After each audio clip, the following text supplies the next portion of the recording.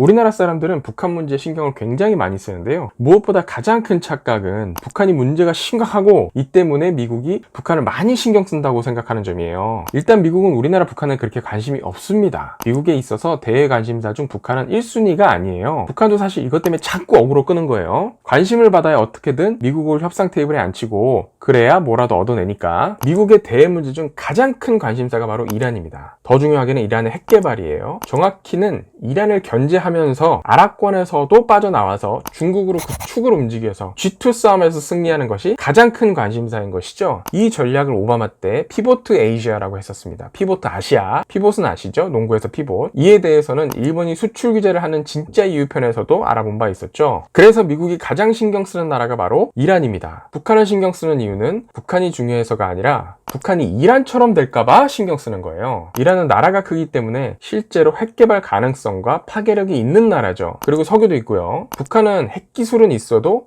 당장 핵 개발 사실이 사실상 어렵죠. 미국 제재네 뭐네 다 떠나서 북한이 핵 가지면 북한 그냥 중국은 가만히 있겠습니까? 북한이 두려운 건 사실은 미사일 기술 때문이거든요. 거기다 미국의 가장 큰 철전지 원수가 바로 이란입니다. 미국 영화 보면 맨날 나오는 나쁜 나라가 세 나라잖아요. 이란, 러시아, 그리고 하나씩 가끔 꼽사리로 나오는 게 북한이죠. 이게 미국만 그런 게 아니라 이란도 미국에 대한 적개심이 있습니다. 서로 원수예요. 미국과 이란은 대체 왜 서로 철전지 원수가 됐을까요? 이란은 원래 이란이 아닙니다. 원래 페르시아였어요. 1935년에 이란으로 국호가 바뀝니다. 19세기 초에 러시아가 부동항을 얻기 위해서 남하 정책을 피는데요. 러시아와 이란은 카스피해를 경계로 해서 서로 국경을 맞대고 있습니다. 서아시아에서 러시아가 이란을 거치지 않으면 남쪽으로 내려올 수가 아예 없어요. 이란이 이때까지 쟁쟁했거든요. 페르시아 제국의 후예들이란 말이에요. 근데 이때 이란이 러시아한테 밀리면서 불평등 조약 맺고 국력이 가라앉기 시작합니다. 러시아가 페르시아에 들어가니까 당시 패권국인 영국도 러시아 견제해야 되니까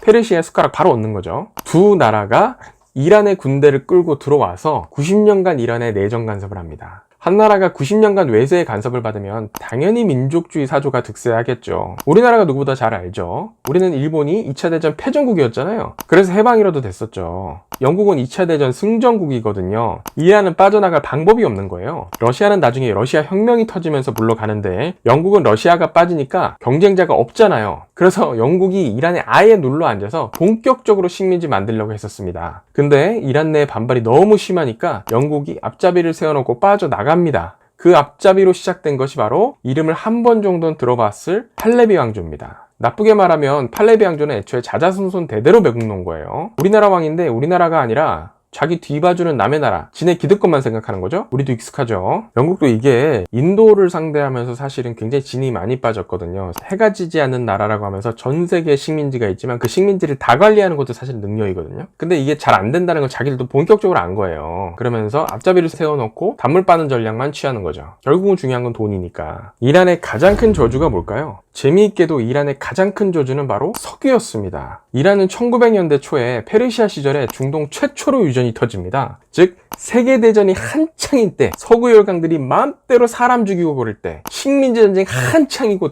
어떻게든 잡아줘서 자국의 이득만 챙기는 그 시절에 석유가 터져버려서 문제가 되는 거예요. 역시 타이밍이 중요한가 봐요. 참고로 사우디는 석유가 나중에 나옵니다. 그리고 이때 정부인 팔레비 왕조는 친영파였죠. 영국이 팔레비 왕조에 빨대 꽂고 이란에 눌러 앉습니다. 이때 영국이 페르시아랑 합작해서 세우는 회사가 바로 전 세계에서 가장 큰 석유 회사인 BP, 브리티시 페트롤륨입니다. 이때 이름은 앵글로 페르시안 오일 컴퍼니였어요. 줄여서 APOC라 부릅니다. 이 기름이 이란에서 나는 기름입니다. 그럼 이란 거잖아요? 그럼 이 석유에서 나는 수익을 이란이 가져가야 되겠죠? 이란 거니까. 근데 이란이 20% 가져가고 영국이 80%를 가져갑니다. 그나마 처음엔 16%였어요. 이란 국민들이 하도 데모하고 지랄지랄하니까 영국이 자비를 베푸셔서 20%를 준 겁니다. 영국이 다 가져가는 거예요. 이란 국민들은 당연히 영국이 그냥 미워 죽겠죠. 팔레비 왕조는 자기네 왕가는 부자가 되잖아요. 영국에 가만히 빨대만 꽂고 있으면. 이란 국민들은 다 굶어 죽어도 20%가 다 자기 팔레비 왕가 돈인데 다 쓰고 죽을래도 못 죽을 만큼 돈이 들어오니까 어차피 자기는 영국이 세워준 바지 사장인데 돈이라도 많으면 좋죠. 세계대전 이후에 팔레비 왕조도 영국에서 벗어나려고 조금씩 시도를 합니다. 영국이 다 마음대로 하니까 그래서 영국에서 벗어나려고 독일이랑 손을 잡으려고 합니다. 팔레비 왕조가. 독일이랑 손잡으려고 하니까 영국과 소련이 군대를 이끌고 이란에 쳐들어와서 팔레비 왕을 내쫓고 그 아들을 왕으로 세워버려요. 이 아들이 어떻게든 다시 개혁을 또 해보려고 이란을 헌법국가로 변모시킵니다. 입헌군주제 국가가 되는 거죠. 그럼 헌법기관인 의회를 만들어야겠죠. 그 과정에서 선거와 민주주의 투표가 시작되고 그러면서 이란 국민들의 민의가 반영되기 시작하죠. 그렇게 1951년에 당선되는 총리가 바로 모사데크란 사람입니다.